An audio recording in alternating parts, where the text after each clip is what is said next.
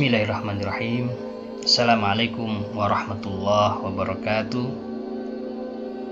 Alhamdulillah, segala puji hanya milik Allah Subhanahu wa Ta'ala, Rabb langit dan bumi, yang maha mengetahui segala sesuatu yang tersembunyi dan yang tampak. Salawat dan salam semoga tercurah kepada Nabi Muhammad SAW, keluarga dan sahabat beliau yang mulia. Sahabatku sekalian, ada topik yang sangat penting dan menyentuh, yaitu amalan-amalan di dunia yang bisa mendatangkan siksa di alam kubur. Seringkali kita berpikir, kalau saya beriman dan beramal, insya Allah selamat di akhirat. Tapi kita juga harus waspada, ada dosa-dosa kecil atau setidaknya yang kita remehkan, yang menurut banyak ulama bisa menjadi sebab adanya azab atau siksa kubur. Dalam ajaran Islam, azab kubur atau siksa barzakh adalah suatu realitas yang diajarkan oleh Nabi kita, dan terdapat banyak hadis yang secara tegas menyebutkan beberapa sebab spesifik yang mungkin tidak kita perhatikan dalam kehidupan sehari-hari. Mari sahabatku, kita telusuri satu persatu dengan penuh ketelitian dan keikhlasan agar kita bisa memperbaiki diri dan memohon perlindungan Allah Subhanahu wa Ta'ala dari azab kubur.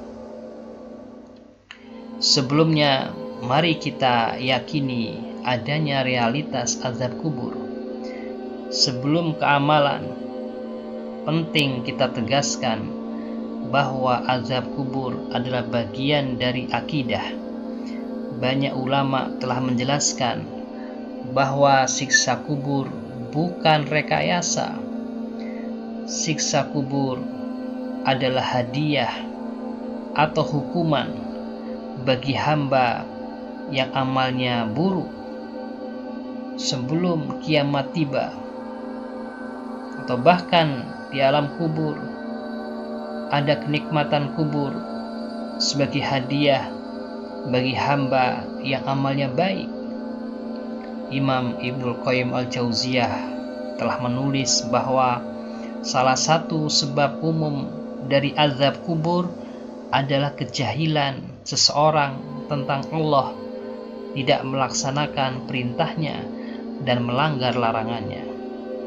Artinya, dosa-dosa yang tampak sepele, yang tampak remeh, bisa sangat berbahaya ketika kita tidak memiliki ma'rifat, pengenalan kepada Allah, dan tidak menjaga diri dari kesalahan-kesalahan kecil. Maka mari kita pelajari sebab-sebab utama yang bisa menjadikan seseorang memperoleh azab kubur. Salah satu penyebab yang paling menonjol di dalam hadis Nabi adalah kencing yang tidak dibersihkan secara sempurna, atau orang yang tidak menjaga diri dari urin. Rasulullah SAW bersabda dalam hadis riwayat Imam Ad-Daruqutni, "Tanazzahu minal baul fa inna ammata azabil qabri minhu," yang artinya, sucikanlah diri kalian dari air kencing, karena sesungguhnya kebanyakan siksa kubur berasal darinya. Dan dalam riwayat yang lain dari sahabat Ibnu Abbas, Rasulullah SAW melewati 2 kuburan. Kemudian beliau bersabda, sesungguhnya keduanya disiksa dan bukan karena dosa besar. Yang satu dahulu tidak menjaga dari kencing, dan yang lain suka mengadu domba atau namimah. Lalu beliau SAW membelah pelepah kurma yang masih basah menjadi 2 dan menancapkan masing-masingnya di tiap kuburan. Seraya beliau berkata, semoga ringan siksa mereka selama pelepah itu belum kering. Hadis ini sangat terkenal dan banyak dibahas oleh para ulama fikih dan akidah, yang artinya bahwa air kencing itu adalah najis dan bila tidak dibersihkan secara benar bisa menjadi penyebab siksa kubur. Sahabatku sekalian, maka hal ini bukan sekedar buang air kecil, tetapi hendaknya suci dari sisa-sisa urin agar tidak menempel di tubuh atau di pakaian. Jika seseorang lalai dalam bersuci setelah buang air kecil, baik secara materi maupun secara niat, maka ini bisa menjadi pintu kecil menuju siksa kubur yang sangat nyata. Rasulullah SAW dalam hadis tersebut menunjukkan rasa empati. Beliau menancapkan pelepah kurma basah agar siksaan sedikit berkurang selama masih basah. Hal ini menegaskan bahwa siksa kubur itu nyata dan ada harapan ampunan atau pengurangan siksa kubur jika ada syafaat. Tetapi waspadaan tetap penting. Sahabatku sekalian, ada sebab yang lain yang juga dijelaskan dalam hadis sebelumnya, bahwa ada sebab yang lain yaitu namimah atau adu domba atau ghibah. Tidak hanya kencing, namimah atau adu domba juga menjadi salah satu penyebab dari siksa kubur. Dalam hadis yang sama sebelumnya dari Ibnu Abbas, Rasul menjelaskan, yang satu penghuni kubur tidak menjaga dari kencing, dan yang lain suka berjalan dengan namimah atau mengadu domba. Maka Rasulullah SAW menancapkan pelepah basah di kedua kuburan tersebut. Itu simbol betapa besar dampak perbuatan kecil seperti namimah terhadap kehidupan di akhirat. Menurut penjelasan Ibnu Rajab, bahwa adu domba merupakan bentuk pertumpahan darah hak hamba di barzakh. Artinya dosa ini sangat diperhitungkan di alam kubur. Namimah itu, sahabatku, adalah menyampaikan berita buruk orang lain demi memecah belah, menyebarkan fitnah atau merusak hubungan. Ulama menyebut bahwa di dalam alam kubur akan ada perhitungan amal, akan ada perhitungan awal terhadap dosa-dosa ini, karena mereka adalah perantara untuk dosa hak manusia. Dengan kata lain, bahwa menahan lidah, tidak menyebarkan gosip dan menjaga kehormatan orang lain di dunia adalah amalan yang bisa menjaga kita dari alam barzakh. Sahabatku, dengan demikian maka penting kita menjaga kebersihan dalam kehidupan kita sehari-hari. Karena banyak siksa kubur berasal dari hal yang berkaitan dengan najis, maka Islam sangat menekankan adanya toharoh, yaitu bersuci, menjaga kebersihan tubuh dan pakaian dari najis. Kemudian istinja, mencuci anggota tubuh setelah buang air kecil agar tidak ada noda najis. Maka di dalam melakukan buang air ada adabnya yang harus kita perhatikan. Misalnya memilih tempat yang tepat, memastikan tidak ada cipratan yang menempel di tubuh atau di pakaian. Dan juga dalam hadis tersebut kita saling menjaga kehormatan, hindari menyebarkan namimah. Kita harus menyadari bahwa lidah kita bisa jadi pintu siksa di kubur. Sahabatku sekalian, mengapa kencing dan namimah menjadi fokus yang sangat ditekankan? Ada beberapa hikmah. Di antaranya bahwa sifat alam barzakh, ulama seperti Imam Ibnu Qayyim al-Jauziyah dan para ulama yang lainnya menyebutkan bahwa alam barzakh atau alam kubur adalah tahap awal hisab sebelum kiamat. Kemudian hikmah yang kedua, perantara dosa, hak Allah dan hak hamba. Dalam alam barzakh, perantara dosa hak Allah adalah perkara kesucian, yaitu hadas, najis. Sedangkan perantara dosa hak hamba adalah dosa sosial, seperti adu domba.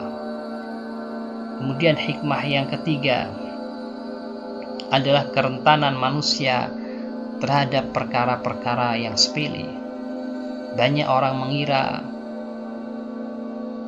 biar kencing sedikit atau sedikit melakukan gosip bukan dosa besar. Tetapi dari hadis ini menunjukkan, sahabatku, bahwa hal-hal inilah yang bisa menjadi sumber siksaan kubur. Maka menjadi sangat penting, sahabatku, bagaimana cara kita melindungi diri dari siksaan kubur. Agar terhindar dari azab kubur, maka kita akan sampaikan, sahabatku, mengenai amalan-amalan praktisnya. Yang pertama adalah perkuat toharoh. Biasakan istinja setiap kali buang air kecil, dan gunakan air untuk membersihkan, dan pastikan sisa urin benar-benar hilang. Kemudian yang kedua, membersihkan pakaian kita. Jika ada percikan urin pada pakaian, cuci segera, tidak membiarkan najis menempel terlalu lama. Kemudian juga kita bisa memilih tempat sholat yang bersih dari najis. Kemudian yang ketiga, menghindari namimah atau adu domba, yaitu latih diri kita menahan lidah dari menyebarkan gosip atau menyampaikan berita buruk demi memecah hubungan. Maka fokus pada dialog yang konstruktif, bukan menyebarkan isu. Dan ingat konsekuensi akhirat, bahwa namimah adalah salah satu sebab siksa kubur. Dan yang keempat, sahabatku, kita senantiasa mohon perlindungan kepada Allah Subhanahu wa Ta'ala. Dalam doa kita sehari-hari, kita mohon kepada Allah perlindungan dari siksa kubur. Misalnya dengan doa Allahumma inni a'udzubika min azabil qabr. Ya Allah, aku berlindung kepadamu dari azab kubur. Doa ini diajarkan dalam berbagai riwayat hadis sebagai bagian dari perlindungan utama dari siksa kubur.